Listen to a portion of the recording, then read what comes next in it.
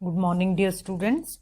So now let us read the last paragraph of Spoken English and Broken English. Please open your books on page number 59 and last paragraph. Even in private intercourse with cultivated people, you must not speak too well. So what he had, he was giving us an advice as to how to speak when you go to a foreign country. This is basically an advice for the people who go to an English speaking country. So he had asked the newcomers to England to speak broken English. ਫਿਰ ਉਹਨੇ ਕੀ ਹੁਣ ਤੱਕ advice ਦਿੱਤੀ ਸੀ ਕਿ ਜਦੋਂ ਤੁਸੀਂ ਨਵੇਂ England ਆਉਂਦੇ ਹੋ ਜਾਂ ਕਿਸੇ ਵੀ ਇੰਗਲਿਸ਼ ਸਪੀਕਿੰਗ ਕੰਟਰੀ ਦੇ ਵਿੱਚ ਜਾਂਦੇ ਹੋ then do not speak too well, do not speak long sentences. So this is what he had advised the new entrants. ਔਰ ਫਿਰ ਅੱਗੇ ਉਹ ਕੀ ਗੱਲ ਕਰੇਗਾ ਲਾਸਟ ਪੈਰਾਗ੍ਰਾਫ ਦੇ ਵਿੱਚ। ਸੋ ਉਹਨੇ ਪਹਿਲੇ ਇਸ ਤੋਂ ਉੱਪਰ ਵਾਲੇ ਪੈਰਾਗ੍ਰਾਫ 'ਚ ਕੀ ਦੱਸਿਆ ਸੀ ਕਿ do not speak too well because your accent cannot be that of the foreigners, and then the longer sentences you speak, the harder it will be for them to understand you. Now we come to the last paragraph. Even in private intercourse with cultivated people, you must not speak too well. So फिर hun की गल करेगा कि now you have if you have settled down in a foreign country ਕਿ ਜਿਸ ਤਰ੍ਹਾਂ ਹੁਣ ਤੁਸੀਂ ਨਵੇਂ ਗਏ ਤਾਂ ਟੁੱਟੀ ਫੁੱਟੀ ਅੰਗਰੇਜ਼ੀ ਬੋਲੋ, ਉਸ ਤੋਂ ਬਾਅਦ ਜਸਟ ਇਮੈਜਨ ਕਿ ਤੁਸੀਂ ਹੁਣ ਕਿਸੇ ਜੌਬ 'ਚ ਹੈਗੇ ਹੋ ਜਾਂ ਤੁਹਾਨੂੰ ਥੋੜ੍ਹਾ ਟਾਈਮ ਹੋ ਗਿਆ ਉੱਥੇ and you have made friends also with the foreigners, but the last advice that he gives us is that you should not speak too well.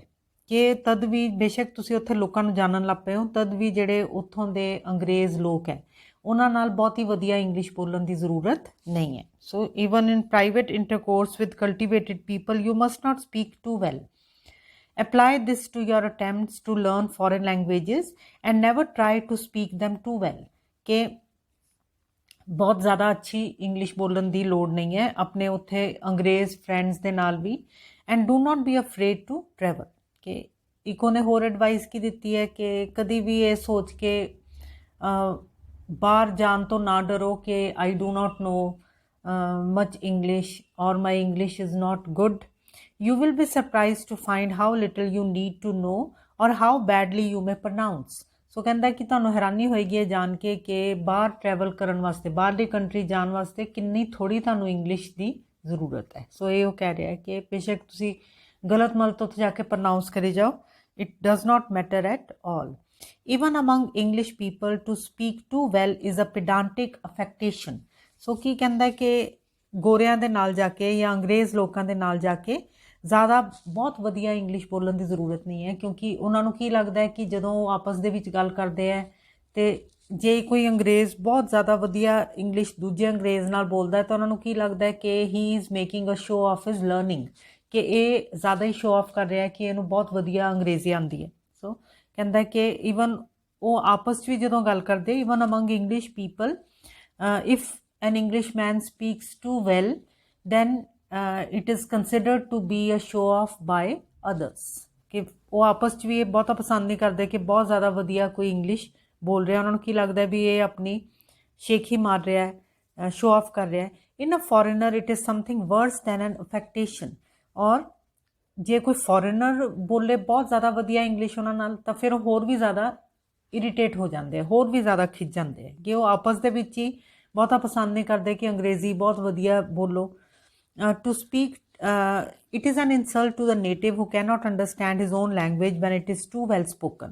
ਕਿ ਉਹਨਾਂ ਨੂੰ ਫਿਰ ਕੀ ਲੱਗਦਾ ਕਿ ਨੇਟਿਵ ਦਾ ਮਤਲਬ ਹੀ ਕੀ ਹੈ ਕਿ ਉੱਥੋਂ ਦੇ ਜਿਹੜੇ ਅੰਗਰੇਜ਼ ਹੈ ਉਹਨਾਂ ਨੂੰ ਫਿਰ ਕੀ ਲੱਗਦਾ ਕਿ ਤਾਂ ਵਿਅਕਤੀ ਜੇ ਕੋਈ ਫੋਰਨਰ ਜਾ ਕੇ ਬਹੁਤ ਵਧੀਆ ਇੰਗਲਿਸ਼ ਬੋਲੇਗਾ ਜਿਹੜੀ ਕਿ ਉਹਨਾਂ ਦੀ ਸਮਝ ਤੋਂ ਬਾਹਰ ਹੋਗੀ ਤਾਂ ਉਹਨਾਂ ਨੂੰ ਕੀ ਲੱਗੇਗਾ ਕਿ ਇਹ ਸਾਡੀ ਕੀ ਹੋ ਗਈ, ਇਨਸਲਟ ਹੋ ਗਈ। It is an insult to the native who can not understand his own language when it is too well spoken. ਕਿ ਉਹਨਾਂ ਨੂੰ ਕੀ ਲੱਗੇਗਾ ਕਿ ਇਹ ਸਾਨੂੰ ਹੀ ਨਹੀਂ ਸਮਝ ਆ ਰਹੀ ਅਤੇ ਸਾਡੀ ਜਦੋਂ ਕਿ ਇਹ ਸਾਡੀ ਲੈਂਗੁਏਜ ਹੈ, and then they consider it to be an insult. ਉਹਨਾਂ ਨੂੰ ਕੀ ਲੱਗਦਾ ਕਿ ਇਹ ਵਿਅਕਤੀ ਜਾਣਬੁੱਝ ਕੇ ਬਹੁਤ ਅੱਛੀ ਇੰਗਲਿਸ਼ ਬੋਲ ਕੇ ਫੋਰਨਰ ਸਾਡੀ ਇਨਸਲਟ ਕਰ ਰਿਹਾ। ਇਸ ਕਰਕੇ ਉਹ ਕੀ ਕਹਿੰਦਾ ਕਿ ਅੰਗਰੇਜ਼ਾਂ ਨਾਲ ਵੀ ਬਾਅਦ ਵਿੱਚ ਵੀ ਬਹੁਤ ਵਧੀਆ ਇੰਗਲਿਸ਼ ਬੋਲਣ ਦੀ ਜ਼ਰੂਰਤ ਨਹੀਂ ਹੈ।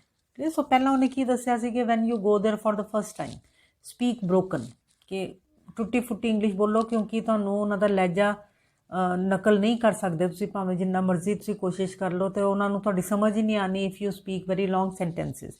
ਉਸ ਤੋਂ ਬਾਅਦ ਫਿਰ ਉਹ ਕੀ ਗੱਲ ਕਰ ਰਿਹਾ ਕਿ ਸਪੋਜ਼ ਹੁਣ ਤੁਹਾਨੂੰ ਥੋੜ੍ਹਾ ਟਾਈਮ ਹੋ ਗਿਆ ਅਤੇ ਉਹਨਾਂ ਦਾ ਲਹਿਜਾ ਵੀ ਤੁਸੀਂ ਕਾਪੀ ਕਰ ਲਿਆ, ਠੀਕ, ਤੋ you have been able to copy their accent and now you speak like them, but still ਕੀ ਕਹਿੰਦਾ do not speak too well by with them, ਕਿਉਂਕਿ ਉਹਨਾਂ ਨੂੰ ਫਿਰ ਉਹ ਕੀ ਲੱਗਦਾ ਕਿ this is an insult.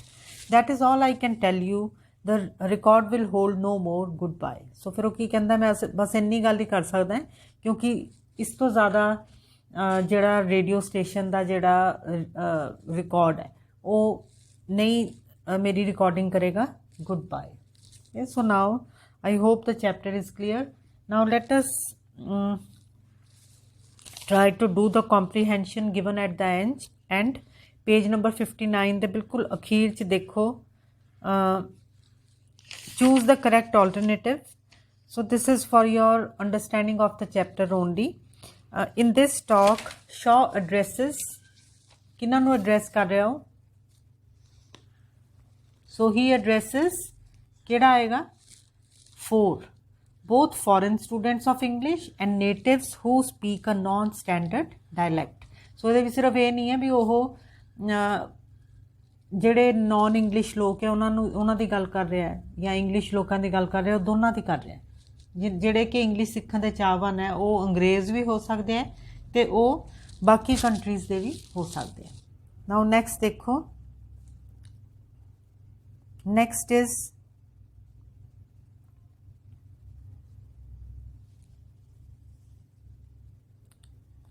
next question is the British Commonwealth refers to, so ये क्या आएगा?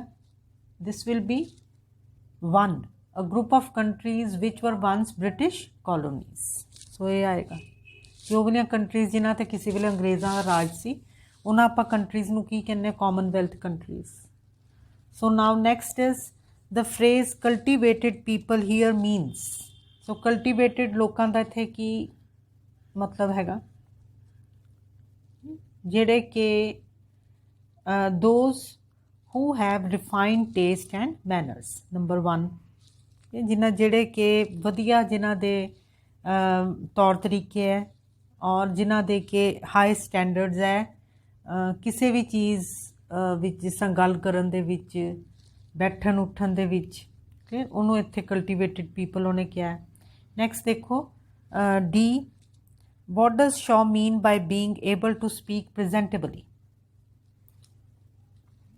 so ਇੱਥੇ ਕੀ ਆਏਗਾ? so this will be again 4, being able to stand out in a crowd, ਕਿ ਇੱਦਾਂ ਦੀ ਇੰਗਲਿਸ਼ ਬੋਲੋ ਕਿ ਤੁਸੀਂ ਦੂਸਰਿਆਂ ਤੋਂ ਥੋੜ੍ਹੇ ਅਲੱਗ ਨਜ਼ਰ ਆਓ, ਖਾਸ ਨਜ਼ਰ ਆਓ, ਇਸ ਤਰ੍ਹਾਂ ਦੀ ਇੰਗਲਿਸ਼ ਬੋਲੀ ਜਾਏ। ਸੋ ਇਹਦੇ ਵਿੱਚ ਹਾਂਜੀ I hope you have understood this, ਕਿ ਕਿਸ ਤਰ੍ਹਾਂ ਦੀ ਇੰਗਲਿਸ਼ ਹੋਵੇ ਜਿਹੜੀ ਕਿ ਲੱਗੇ ਕਿ ਵਿਅਕਤੀ ਪੜ੍ਹਿਆ ਲਿਖਿਆ ਹੈ, ਇਹਦਾ ਸਮਾਜ ਦੇ ਵਿੱਚ ਕੋਈ ਦਰਜਾ ਹੈ ਔਰ ਇਹ ਬਾਕੀਆਂ ਤੋਂ ਅਲੱਗ ਹੈ। ਬੀਇੰਗ ਮਤਲਬ ਵੱਖਰਾ ਨਜ਼ਰ ਆਉਣਾ ਔਰ ਖਾਸ ਹੀ ਨਜ਼ਰ ਆਉਣਾ। ਸੋ ਇਸ ਤਰ੍ਹਾਂ ਦੀ ਇੰਗਲਿਸ਼ ਬੋਲੀ ਜਾਏ। ਸੋ ਉਹਨੇ ਕੀ ਕਿਹਾ ਕਿ ਕਰੈਕਟ ਇੰਗਲਿਸ਼ ਤਾਂ ਹੁੰਦੀ ਨਹੀਂ ਹੈ, ਪਰ it is possible to speak presentably. Next ਦੇਖੋ, Shaw says his wife is generally able to understand him even when he doesn't speak with any care.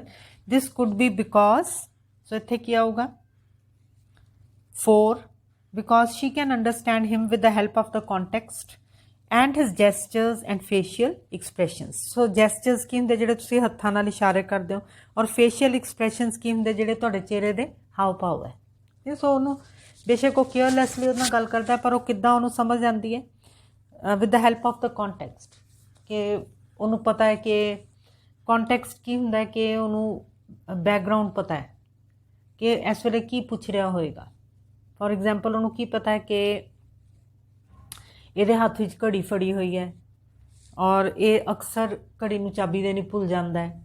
ਉਹਦੇ ਚਿਹਰੇ ਤੋਂ ਵੀ ਉਹਨੂੰ ਸਮਝ ਆ ਜਾਊਗੀ ਕਿ ਮੈਨੂੰ ਕੀ ਪੁੱਛ ਰਿਹਾ ਹੈਗਾ, ਕਿ ਟਾਈਮ ਕਿੰਨਾ ਹੋਇਆ ਹੈ, ਤਾਂ ਕਿ ਇਹ ਘੜੀ ਨੂੰ ਮਿਲਾ ਸਕੇ ਉਹਦੇ ਨਾਲ। ਸੋ ਇਸ ਤਰ੍ਹਾਂ ਤੁਸੀਂ ਬਹੁਤ ਵਾਰੀ, ਫੋਰ ਐਗਜ਼ਾਮਪਲ ਜਿੱਦਾਂ ਆਪਾਂ ਪਹਿਲਾਂ ਗੱਲ ਕੀਤੀ ਸੀਗੀ ਕਿ ਫੋਰ ਐਗਜ਼ਾਮਪਲ ਤੁਸੀਂ ਸਵੇਰੇ ਨਿਕਲੇ ਹੋ ਘਰੋਂ ਦੀ, ਲਾਈਟ ਗਈ ਹੋਈ ਸੀ, ਤੁਸੀਂ ਬਹੁਤ ਪਰੇਸ਼ਾਨੀ ਘਰੋਂ ਨਿਕਲੇ, ਫਿਰ ਤੁਹਾਡਾ first question when you reach home will be ਕਿੰਨੇ ਵਜੇ ਆਈ, ਔਰ ਘਰ ਦੇ ਤੁਹਾਨੂੰ ਕਿਸ ਤਰ੍ਹਾਂ ਉਸ ਗੱਲ ਨੂੰ ਅੰਡਰਸਟੈਂਡ ਕਰ ਲੈਣਗੇ ਕਿ ਲਾਈਟ ਬਾਰੇ ਪੁੱਛ ਰਿਹਾ ਹੋਣਾ ਹੈ ਕਿਉਂਕਿ ਸਵੇਰੇ ਲਾਈਟ ਨਹੀਂ ਸੀਗੀ। ਸੋ ਇਹ ਚੀਜ਼ ਹੋਰ ਨਹੀਂ ਕੋਈ ਸਮਝ ਸਕਦਾ, ਔਰ ਤੁਸੀਂ ਦੱਸਿਆ ਪੂਰਾ ਸੈਂਟੈਂਸ ਵੀ ਨਹੀਂ ਬੋਲਿਆ ਕਿ ਬਿਜਲੀ ਕਿੰਨੇ ਵਜੇ ਆਈ ਸੀ, ਠੀਕ, ਉਹ ਕਿੱਦਾਂ ਸਮਝ ਗਏ ਕੰਟੈਕਸਟ ਤੋਂ ਤੇ ਤੁਹਾਡੇ ਚਿਹਰੇ ਦੇ ਹਾਵ ਭਾਵ ਤੋਂ। ਇਸੇ ਤਰ੍ਹਾਂ ਦੇ ਨਾਲ ਜਿਹੜੀ ਸ਼ੌ ਦੀ ਵਾਈਫ ਹੈ ਉਹ ਵੀ ਉਹਨੂੰ ਇੱਦਾਂ ਹੀ ਸਮਝ ਆਉਂਦੀ ਹੈ। ਨੈਕਸਟ ਦੇਖੋ ਹੁਣ, why might Shaw's wife suspect that he may be growing deafer. So ਕਿਉਂ ਇੱਦਾਂ ਕਈ ਵਾਰੀ ਉਹਨੂੰ ਲੱਗਦਾ ਵਾਈਫ ਨੂੰ ਕਿ ਇਹਦੇ ਜਿਹੜੇ ਕੰਨ ਹੈਗੇ ਉਹ ਖਰਾਬ ਹੋ ਰਹੇ ਹੈ। ਇਹਦਾ ਕੀ ਆਊਗਾ? Number 2, because he can't always understand her and says what 2 or 3 times during a meal। ਸੋ ਇਹਦੇ ਵਿੱਚ ਇਹ ਨਹੀਂ ਹੈ ਕਿ ਉਹਦੀ ਸੁਣਨ ਦੀ ਸ਼ਕਤੀ ਖਰਾਬ ਹੋ ਰਹੀ ਹੈ, ਬਲਕਿ ਇੱਥੇ ਫਾਲਟ ਕਿਹਦਾ ਹੈਗਾ? ਸ਼ੌ ਦੀ ਵਾਈਫ ਦਾ, ਕਿਉਂਕਿ ਸ਼ੀ ਸਪੀਕਸ ਕੇਅਰਲੈਸਲੀ। ਇਹ ਸੋ ਜਿਹਦੇ ਕਰਕੇ ਕੀ ਉਹਨੂੰ ਸਮਝ ਨਹੀਂ ਆਉਂਦਾ। ਸੋ ਨੈਕਸਟ ਦੇਖੋ ਹੁਣ, ਨੈਕਸਟ ਇਜ਼ ਜੀ ਬਾਈ ਬ੍ਰੋਕਨ ਇੰਗਲਿਸ਼ ਸ਼ੌ ਮੀਨਸ, ਇਹ ਕਿਹੜੀ ਹੈ? Number 3, English which does not contain any grammar words. ਟੁੱਟੀ ਫੁੱਟੀ ਇੰਗਲਿਸ਼ ਜਿਹਦੇ ਵਿੱਚ ਵਰਬ ਨਾ ਹੋਵੇ ਉਹਨੂੰ ਆਪਾਂ ਬ੍ਰੋਕਨ ਇੰਗਲਿਸ਼ ਕਹਿੰਦੇ ਹਾਂ। ਸੋ ਨਾਓ ਇਹਨਾਂ ਨੂੰ ਚੰਗੀ ਤਰ੍ਹਾਂ ਦੁਬਾਰਾ ਦੇਖੋ ਐਂਡ